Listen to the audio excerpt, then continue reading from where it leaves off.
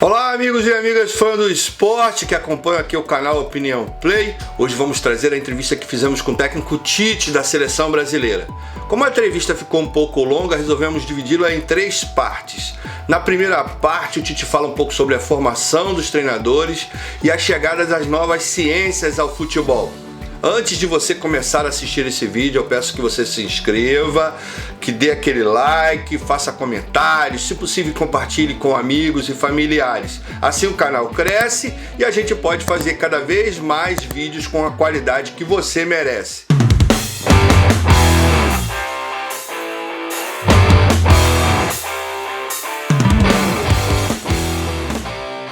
Assim, no passado era muito comum, né, que o ex-jogador passasse a ser auxiliar para só depois ele ter aí um acesso como treinador. Isso ainda acontece, a gente ainda vê isso acontecendo bastante.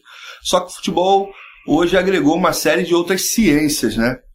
Você tem uma série de outras ciências em volta dessa formação do técnico.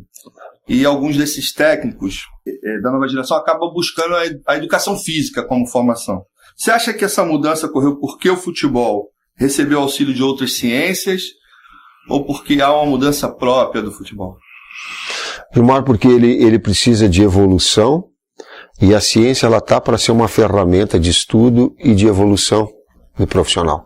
Eu acredito que tu una o conhecimento à teoria e se una a prática, o ex-atleta com o estudo, o universitário com a prática, fazer uma conjugação, não é um ou outro, mas ter sempre o conhecimento, a evolução, ele nos permite sermos um melhor profissional.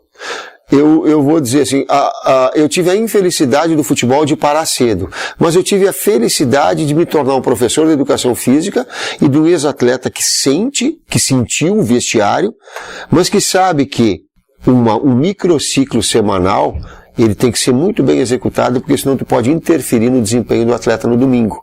O que eu quero dizer com isso? Se der muito treinamento durante a semana, o atleta não vai produzir no domingo. Então essa quantidade e qualidade no trabalho é fundamental, assim como a minha experiência como ex-boleiro. Então essa relação de equilíbrio é fundamental. A sua passagem de jogador para técnico recebeu uma influência acadêmica? O senhor se formou em educação física antes de se tornar técnico de futebol? Sim, pela PUC de Campinas. Eu, enquanto atleta, eu associei os estudos, eu vim do Rio Grande do Sul, eu fazia comunicação social, porque não tinha à noite educação física. Então fiz relações públicas, jornalismo durante 2 anos, quase que. Aproveitei algumas cadeiras para a educação física na PUC de Campinas. E mesmo assim fiz o vestibular, passamos eu e a minha esposa, e eu cursei paralelamente ao futebol, eu cursei educação física. Não imaginava em ser técnico naquela época, não imaginava. Nem me passava pela cabeça ser técnico de futebol. Mas isso agregou de alguma maneira a sua formação? Muito. Ela me embasou. Eu falei agora na quantificação de carga nos trabalhos, sabe? Isso me deu um subsídio muito grande, inclusive de entender o quanto a ciência, o quanto o estudo ele é importante para o futebol. Você acha que todos esses outros setores de ciência que estão chegando ao futebol, eles de alguma maneira diminuem a importância ou dividem a importância com o técnico? Você acha que isso vai acontecer algum dia? Não. A essência ela é o técnico, é a sua capacidade, e eu digo assim, é muito do seu feeling também, das suas percepções. Tem muitos dados que eles não são diretos, específicos, que eles são subjetivos do jogo. Futebol é um jogo onde tu percebe o clima do jogo, a reação humana do atleta, o nível de concentração. Então existe todo um aspecto subjetivos. Outros de informática, eles são de interpretação. Número de passes certo. Eu não preciso saber de que o número de passes certos do meu zagueiro vai ser maior do que o meu meio-campista avançado. O grau de dificuldade dele do passe ele é muito menor. Então, saber interpretar dados, informação é importante para que ela gere conhecimento. Informação para gerar conhecimento, ela precisa de interpretação. Nós precisamos. Então, nesse sentido, você acha que quantas competências um técnico de futebol precisa para a gestão de um time hoje? É desafiador, eu não sei. Eu digo, até com o perfil de cada um, como é que se diz, com o estilo de cada um. Às vezes as pessoas confundem competência com estilo. Por exemplo, eu tenho um estilo que ele não é de uma série de outros profissionais. Existem outros profissionais que não é o estilo que eu gosto, mas nós podemos ser competentes com estilos diferentes. Estilo próprio. Exato. Quando eu falo de competências, eu estou falando de conhecimentos que esse técnico vai ter que ter para, de alguma maneira, perceber tudo que está acontecendo no campo e em volta do campo, né? Sim. Eu percebo que na sua forma de gerir uma equipe, você percebe muito do que está acontecendo no campo, mas trabalha também muito com o que está acontecendo fora do campo, porque as duas coisas se interagem. Você percebe dessa maneira?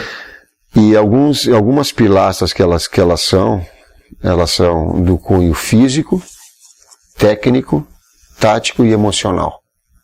Sabe? Quando a gente consegue ter essas 4 pilastras de certa forma dominadas com conhecimento, a gente está mais perto de saber compreender, por exemplo, que um atleta em que eu tiro ele da equipe e que um outro atleta passa a ser titular, ele vai passar 1, 2 dias com um nível de desempenho mais baixo, com uma tolerância menor, e que ali na frente, passado 3, 4 dias, ele vai entrar no processo normal. E se nesse 3º, 4º dia ele não entrar, o técnico vai chamar e vai colocar ele do seu lado e vai dizer assim, cara, retoma o teu padrão. E eu não faço escolhas porque gosto ou porque não gosto, mas sim porque há uma concorrência profissional. E tu tem que saber que tu pode melhorar, tu pode evoluir e retomar um outro. E não é uma questão de não gostar de ti. Volta ao teu treinamento e produz o teu máximo, que tu vai ter de mim uma pessoa com confiança, porque ali na frente tu pode retornar a ser titular, por exemplo. Então essa capacidade de gerir essas situações, de compreender, ela é muito importante. Nesse sentido, todas essas ciências e profissionais que estão em volta do teu trabalho, do trabalho de outros técnicos, né? Eu acompanho de perto o trabalho do Zé Ricardo, do Jair Ventura, e vejo a quantidade de pessoas em volta do trabalho desses técnicos. Eles, de alguma maneira, também ajudam a percepção dessas subjetividades que ocorrem em torno do jogo, né? Porque aí você tem o nutricionista, você tem até o assessor de comunicação, todas as outras pessoas que estão em volta, eles ajudam nessa percepção. O preparador físico, eu coloco assim muito pro Fábio. Fábio, presta atenção na coordenação do atleta. Tu não precisa ter conhecimentos, o preparador físico não precisa ter conhecimentos táticos.